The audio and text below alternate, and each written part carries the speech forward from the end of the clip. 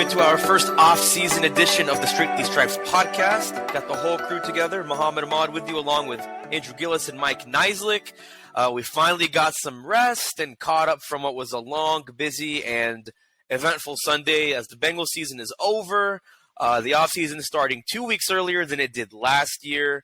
And as much as they are moving on from that tough AFC Championship loss to the Chiefs, certainly a lot of what-ifs and what-abouts moving forward. But I think as we kind of look back at this game, I know one thing we talked about going into it, and one thing we could even talk about for days coming out of this game is, Joe Burrow said the championship window is his whole career.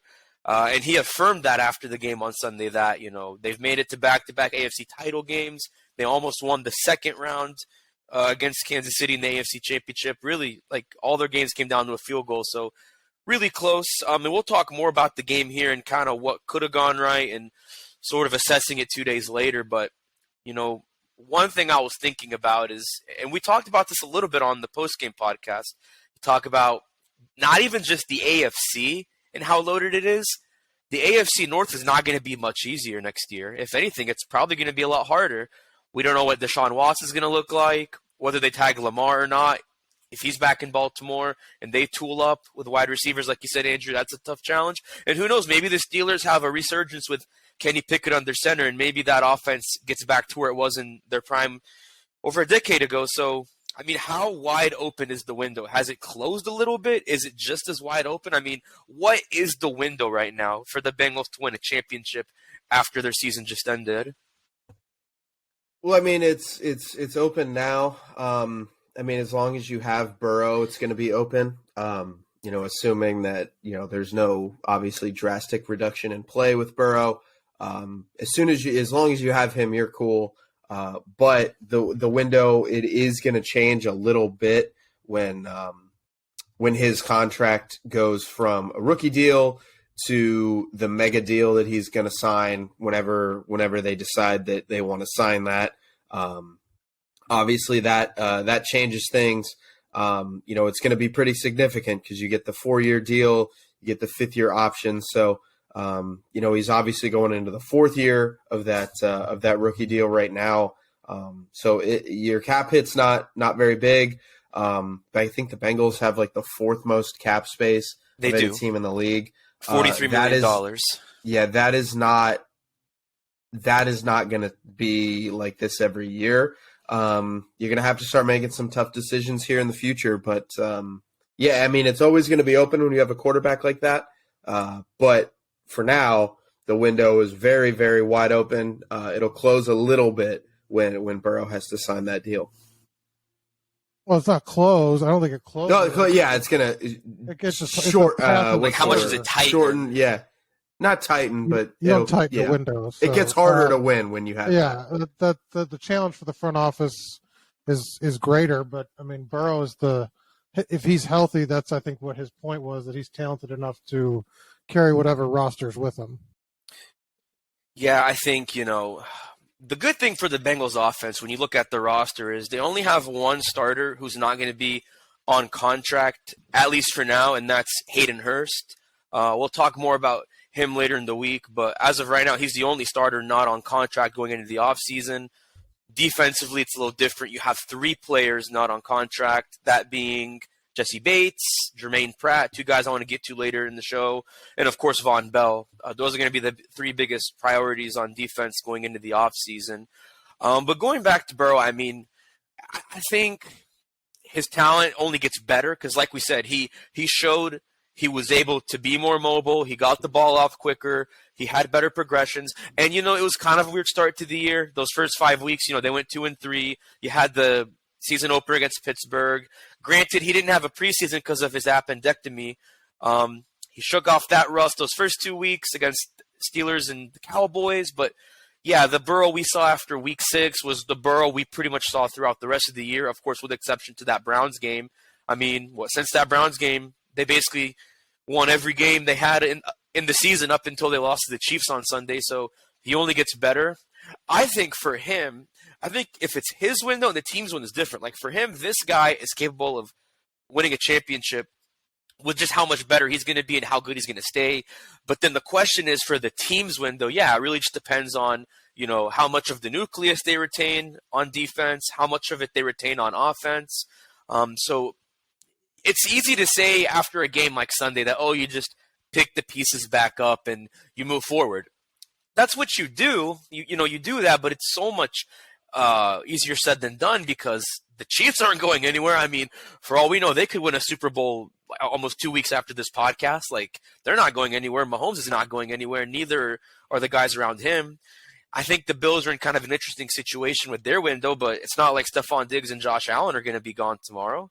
And then, man, the Jaguars are going to be interesting. I want to see how much better Trevor Lawrence gets and what Doug Peterson can do down south. For all we know, Aaron Rodgers could be traded to the Jets in either an alternate universe or this really could happen for all we know, because according to Adam Schefter, it pretty much sounds like both sides are agreeing that him moving on is the best thing in Green Bay. And again, if you want to get even wonkier and crazier, Tom Brady is showing that age is but a number, and he could go to the Raiders for all we know. Might get reunited with his old OC, Josh McDaniels. I don't think that is going to happen. I actually think he goes elsewhere. That's another conversation. But again, it just shows the AFC is going to be such a dogfight for, honestly, the next decade. Because like I said, Lawrence, Mahomes, Allen, Burrow, they're not going anywhere. And, who knows if, again, within the next decade, you get another quarterback or two who's just as good, if not better than those guys. Who knows, man? I mean, you think about it, the first year Mahomes won MVP, Burrow wasn't even in the league. And then a year after that, Burrow comes in and now he becomes an MVP caliber quarterback. We don't know who that next guy is going to be. In the NFL, the only thing that's constant is change. But to go back to that game, though, to zoom in on the game and looking at it from just the different angles we didn't see on Sunday, how much of a missed opportunity do you think that was for the Bengals to win a championship? Because here's the thing, it's a missed opportunity, but getting to that game by itself was really hard. There were people after the Super Bowl last year who thought, can the Bengals make it that far? Can they even make a conference championship?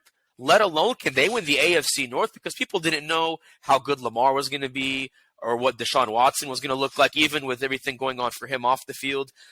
How much of a missed opportunity was that, even though the Bengals showed they're capable of making a run like they made last year? Well, it's always a missed opportunity when you lose in a game like that. I said this, after, kind of at the end of our pod on Sunday. I mentioned all the teams in the AFC that are going to be really good. I'm not really concerned about Rodgers or Brady or anything like that coming to the AFC. If I were the Bengals, Brady showed me nothing this year to prove that he's still, even a good quarterback. Rodgers, I don't know what he's going to be. But the conference is going to have Allen and Herbert and Lamar and Mahomes, or presumably Lamar, for a pretty long time. That's a difficult conference to deal with. It's just, you never want to miss an opportunity like that. Because again,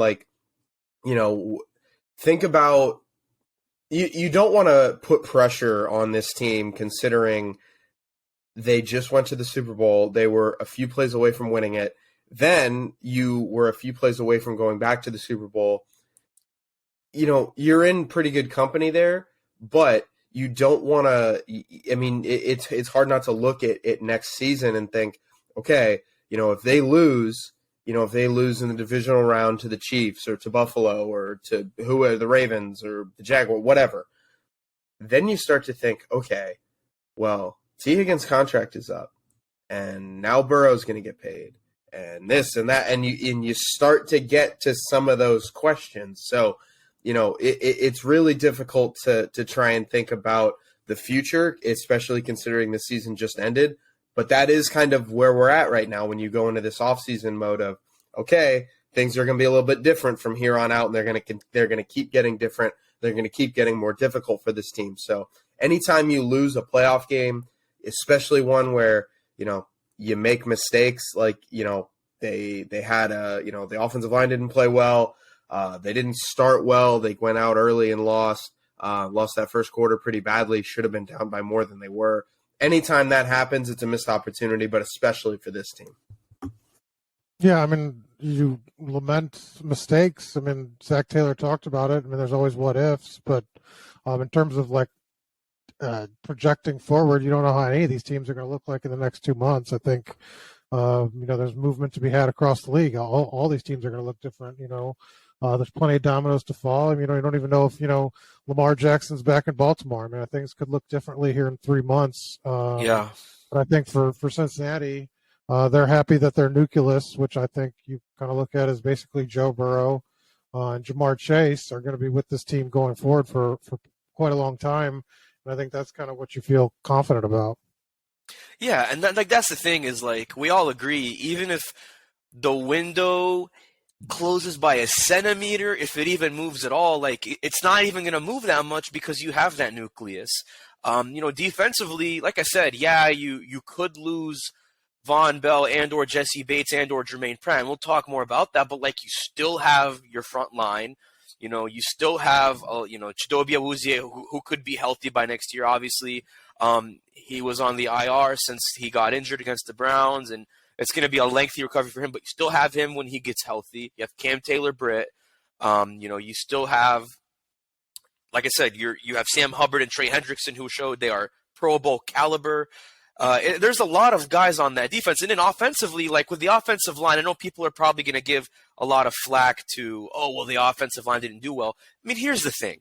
Look, I get it. You didn't have Lyle Collins or Jonah Williams or Alex Cappa in the biggest game of the year up to that point.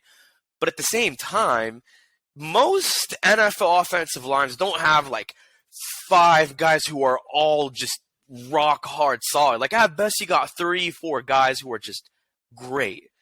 And so that's the thing is if you want to go deeper than that, like even your deepest 8 guys aren't all going to be hardcore. I mean, I'm not going to defend the mistakes the Bengals offensive line made, but I don't think it's one of those things where you have to look at it and say, oh gosh, this Bengals offensive line's a bust. They have to retool and rebuild like they did last year.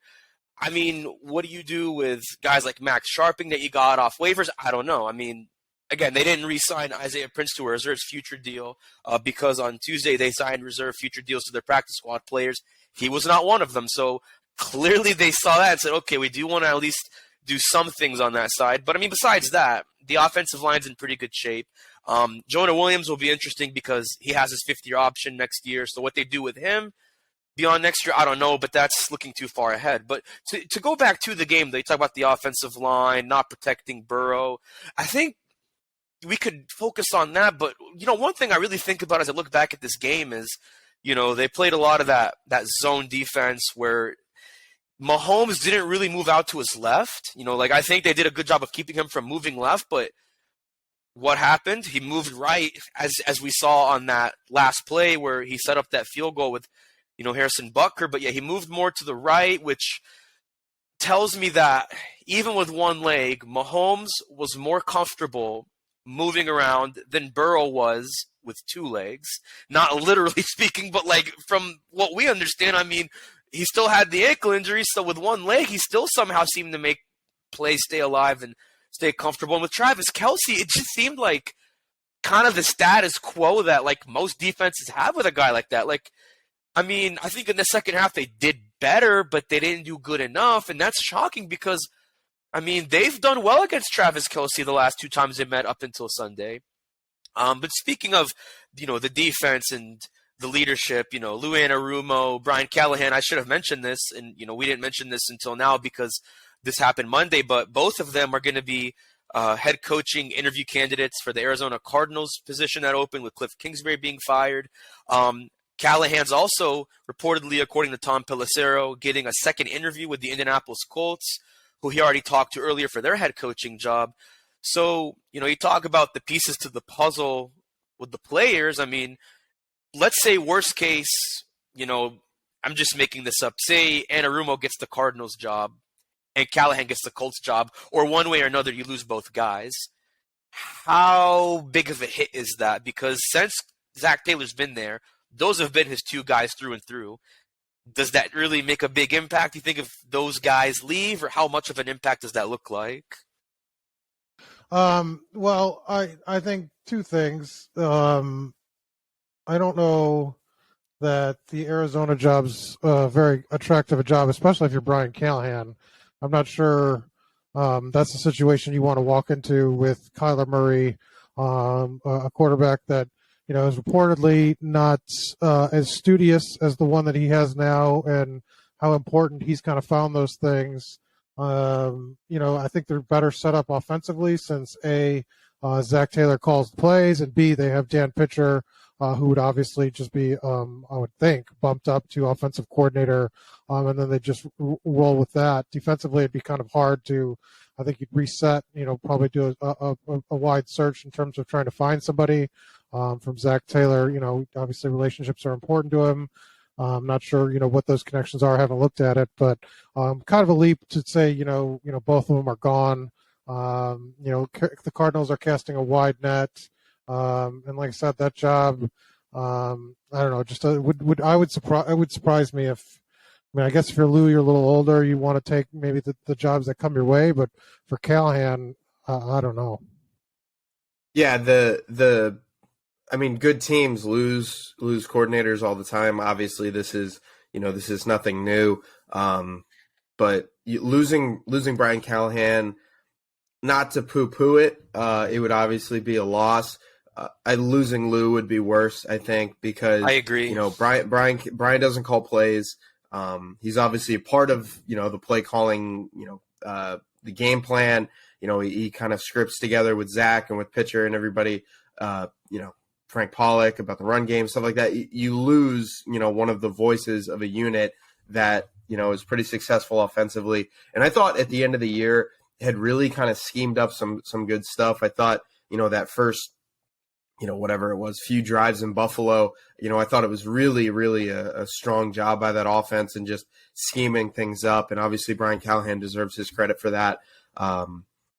But losing Lou, I think would be a pretty tough loss, especially when you look at kind of what this defense might be like next year. Jermaine Pratt's on a contract year. Obviously kind of, nobody really knows what's going to happen there, but it doesn't look great. Obviously, it's almost a certainty. It feels like that Jesse Bates is gone.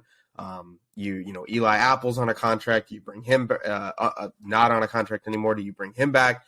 You could be kind of implementing a couple new guys into the starting lineup, and you don't want to have a new coordinator kind of take over and add a bunch of new stuff into that. I'm sure it wouldn't be a drastic change. I'm sure they would just try to promote somebody or bring in somebody whose style is pretty similar to Lou's. You're not going to change to a 34 or something crazy like that. But, I think that, it would be a really, really bigger change if Lou leaves. So it would be a loss either way. But, kind of like Mike said, these opportunities don't come around a lot. So maybe you take one and see where it goes if you get the offer. Because, again, the Colts are at the top of the draft. And if you can get your quarterback right, like you're looking at with the Bengals, you can get a lot right in this league. But I think with the way the league's shaped right now, and they've almost gone to sort of college style turnover in terms of like being willing to get rid of a coach after 1 year. I would not, especially if I'm Brian Callahan, I would not just jump at the first chance. I think you have Joe Burrow. You're gonna be okay. Like he's not gonna drop off a cliff. So you have 2 years, 3 years here to sort of pick your spot. And I wouldn't want to be saddled with a bad quarterback situation. I wouldn't want to be looking because your future is worse off if you're one and done than you are if you stay here in Cincinnati with Joe Burrow. I think I get what you're saying, but what Andrew said, I think it'd be worse if you lose Anarumo, because the good thing with Callahan, and like I said, the Arizona job's not that attractive. That's why I would say if Callahan were to take a job, it'd be the Colts job over the Arizona job. Because, yeah, Arizona's in a really weird situation with Kyler Murray, whereas with the Colts, you can maybe rebuild and take a leap of faith of, getting the franchise back on good footing. But the good thing with the offense is that, say Brian Callahan does take that first shot and he goes to Indianapolis or wherever, you have Dan Pitcher, who was already being looked at by teams like the Buccaneers for, their OC job because, they fired Byron Leftwich at the end of the year. So he almost could have gone to Tampa Bay. And Tom Brady's not going to be back there, I would think. But even then, he was that good for, an OC opportunity. So I could see the Bengals maybe promoting him from QB coach to offensive coordinator, given how much he's developed Joe Burrow, how good of a relationship they have, how much I think he would bring out a lot of the Callahan playbook that's already been working with, Zach Taylor's system. Yeah, defensively, it'd be tough. You have some guys you could promote. I don't know who or what they would do in that situation, but that is going to be hard because, you look at the Bengals, for example, before, I'm kind of going back in time here, before Zach Taylor's even there. When Marvin Lewis was there, you had Mike Zimmer, who did a great job his first couple of years. He goes to Minnesota, does a decent job there his first couple of years, and then you get Terrell Austin, and then it's there's a few guys before him who were okay, but then you get to Terrell Austin, and that just didn't work out. I don't think he lasted more than a year. He gets fired. And then you bring in Anarumo, and it works, but I just wonder, though, who can have we keep saying this because it's funny, who can be a mad scientist like him, or who can be at least half of the mad scientist that Anarumo is? I don't know. That's going to be interesting. I kind of have to see who else would be out there sort of on the market if this is something that happens where Anarumo leaves. And by the way, don't forget, you got to understand too, there's also been talk that he could be looking at the Giants defensive coordinator job because, he's a Staten Island guy. He's from the area. It could be a good opportunity for him, especially if he wants to either settle down there or still look at a head coaching job later. That's something that, has kind of been in the rumor mill, so to speak, of whether Anarumo considers that or not. That's very premature, but, it's just saying when you're that good, that's the thing. When you're that good, it's just those opportunities are going to come up. So something to monitor during the offseason. But when we come back, we're going to talk more about the free agency situation that we talked about with Jesse Bates, Jermaine Pratt, more specifically, and we look more ahead into the offseason when we return right here on the Strictly Stripes podcast. And thanks for staying with us on the Strictly Stripes podcast. So I think we've pretty much closed the book on the regular season and the playoffs. We've talked about the championship window, what it would be like with or without Lou Anarumo or Brian Callahan, depending on the head coaching carousel and the coordinator carousel around the league. Now to get to the player carousel. There's really two players I want to zoom in on from a free agency standpoint. That's Jesse Bates and that's Jermaine Pratt. I think Jesse Bates, you have to start with him. He's already kind of been in this situation for 2 years, starting just back last year when his rookie contract was up and he couldn't come to an agreement with, Katie Blackburn and Duke Tobin and the rest of the team, the organization. So they slapped the tag on him, which was about just under $13 million. It's about $12.9 million. But he sat out training camp, sat out most of the preseason. So there was some drama there, but his coaches still had his back. His teammates still had his back. Lou Anarumo even said at the time, he could show up tomorrow and he'll start tomorrow.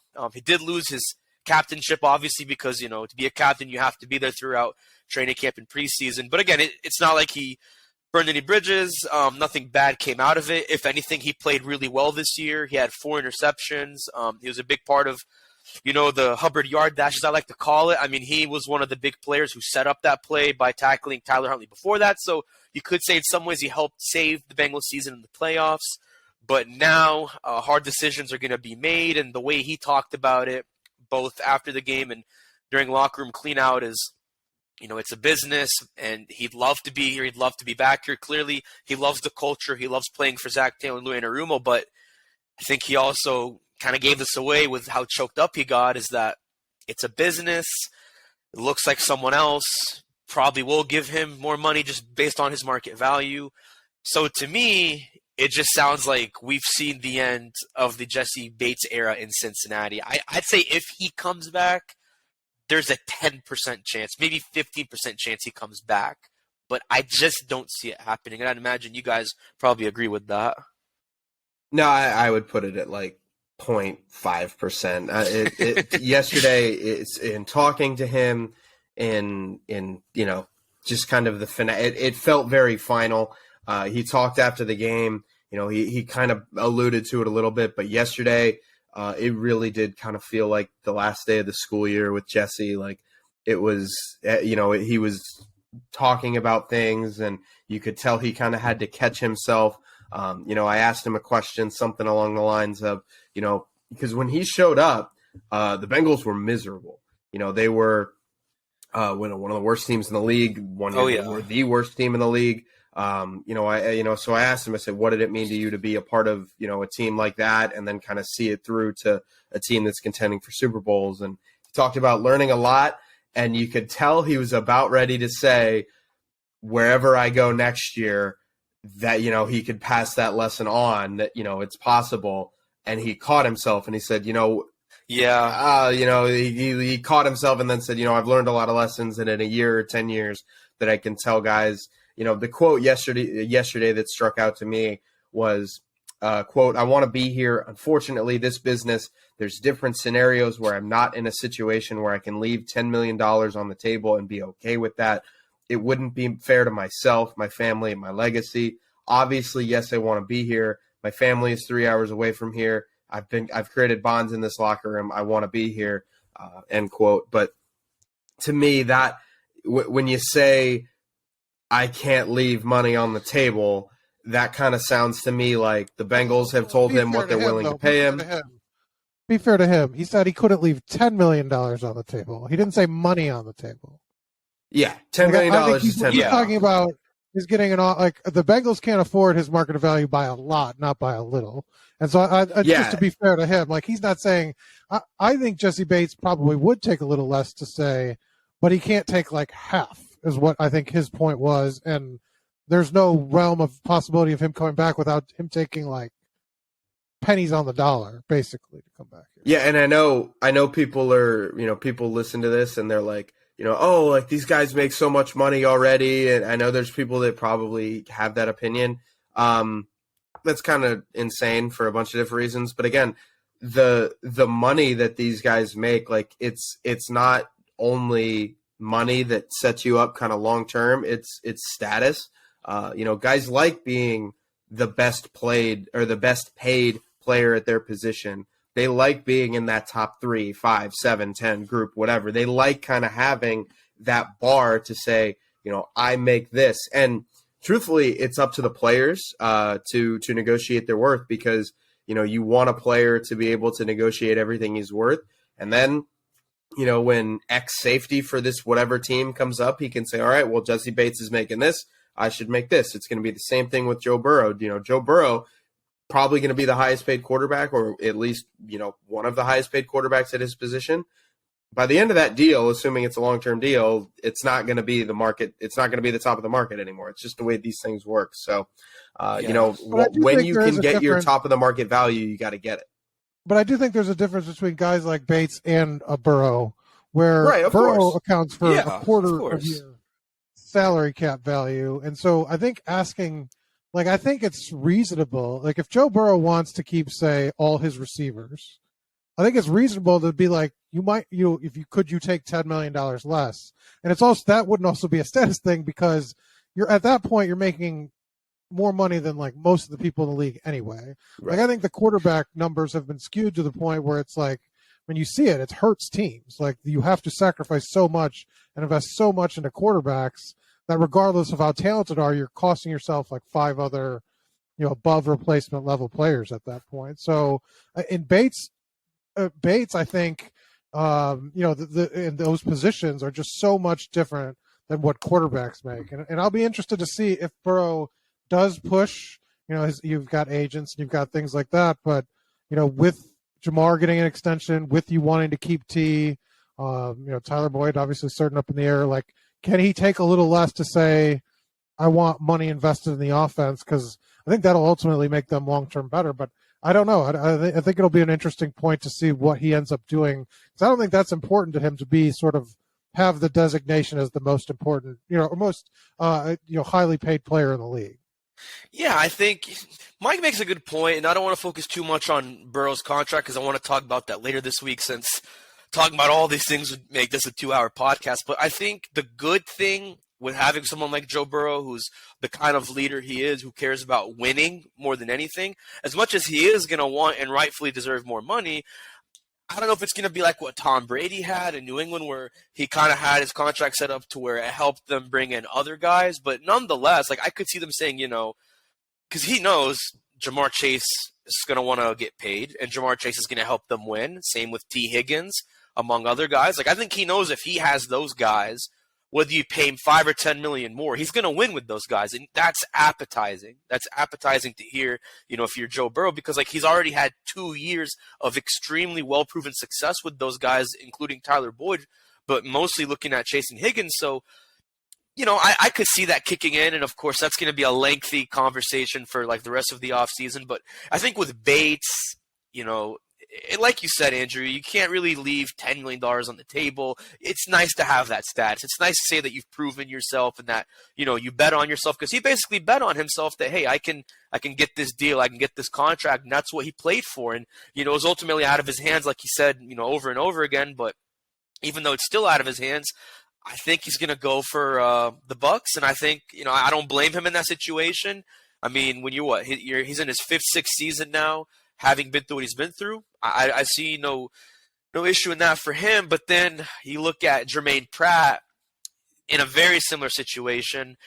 I think the same thing with Jermaine Pratt. I don't think he's coming back, and I say that because we all heard the post game remarks he made after the AFC Championship, where he said, "It's my last effing year," before he went on to bring up what Joseph Osai did. And, obviously he since apologized for it. He admitted that it was wrong to handle it the way he did. But I think that was still him just showing his emotion, where I think he knew deep down that this was it. When he said this was my last effing year, I think he knew it was it.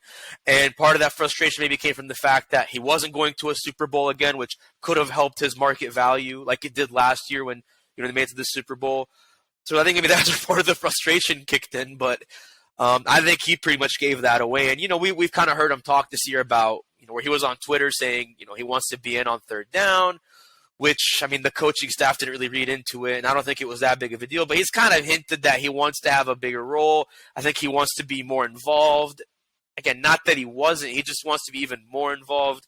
I really, to be honest, I say he leaves because of that, and because I think, without predicting too far ahead in the future, I think if you're the Bengals, you let Jermaine Pratt walk and you give Logan Wilson an extension. Because, he's going to want to get paid too. He's got 1 year left on his deal. He's still on his rookie contract. So I think he's going to want to get paid. So I think you extend Logan Wilson, whether it be this year or next year, and you just let Pratt walk and let the market kind of take care of itself with him. There's a lot of advanced numbers that would tell you that you're wrong, that you don't want to extend a linebacker. It's a game about passing and throwing and defending the pass. And basically in this league, you want to be able to throw it and stop it. And what you do for that is you pay your quarterback, you pay your receivers. Well, I'm saying when Wilson's contract is up, maybe not now, but like next year when Wilson's I'm saying there's a lot of evidence to say that you would kind of do the same thing you would do with Pratt, and just take the comp pick when he leaves and let it go, because on the defensive side of the ball, what do you want? You want pass rushers and you want defensive backs. Linebackers don't really get paid like they used to, unless you're Roquan Smith, apparently. Linebackers, they are kind of not a dying breed, but there's fewer of them on the field now. As teams go to these different types of look, typically you're only playing, unless you're playing the Ravens, like a 5-2 look. Yeah, you're only playing like a nickel look. It's a dime is essentially, and the nickel back is now a full-time player. You have a good one in Mike Hilton. I don't know. They're going to have some interesting cap stuff over the next few years, but I'm not sure it. Obviously, the number one thing is you get Burrow, and then you kind of figure out the rest from there. Mike, what do you think? What do you think about it? Do you think they don't try? Do you think Jermaine Pratt just walks, or do you think maybe there's a chance that they come to some sort of agreement when his deal is up this year? No, which is already up. I made it clear he's kind of. I know he said he wanted to win, and that might be more important than getting the max value. But I think his sort of the way he's kind of handled himself this year and hinted at various things, I think it's kind of obvious that he sees his future elsewhere, and then on the cap space on top of it, you're not going to spend money to do that. I think you just it's a position that you can kind of just keep rotating out through the draft, you're looking for athleticism and guys that can tackle, and I think he's more of a replaceable piece in Lou's system. And, Akeem Davis-Gaither can easily kind of slide in if they don't sort of look to a rookie to sort of do that. You also have Marcus Bailey, who mostly plays sub packages and special teams, but he's shown a lot of potential. If you want to give him more reps with Akeem Davis-Gaither, you can always do that. Clay Johnson, Joe Botch are a lot farther down on the depth chart, but if you were to put them maybe where Akeem Davis-Gaither was this year, I don't think that's a bad thing. And then maybe you fill those spots either with free agency or the draft, like later in the draft this year. But I don't think it's going to be the most pressing need because, like you said, they already have that depth. Not just with ADG, but with Johnston and Bailey. So I think Johnston and Bocce are free agents as well. They are. Oh, they are. Yes. Good catch. Well, that'll be interesting to see if they bring them back on short deals or if maybe they want to go somewhere else. But, yeah, that is a good point. I didn't even think about that. But, again, I'm saying if you have those guys back, you're in a pretty good position at linebacker for the most part, especially since you still have Logan Wilson with the green dot. But when we get back on this podcast this week, we're going to talk more about the rest of upcoming free agents, including Eli Apple in the secondary, along with Trey Flowers. And then we'll also talk more about Hayden Hurst, who, like we mentioned, is the only player who's not under contract for next season. I think that's going to be a good point of discussion. Plus, much, much more on Burrow and his likely extension, which will be coming up in the postseason, or in the offseason, rather. I'm still in postseason mode, and what that looks like and how they get there. But once again, for myself, Andrew Gillis, and Mike Neislick, I'm Muhammad Ahmad. See you tomorrow. Have a great day.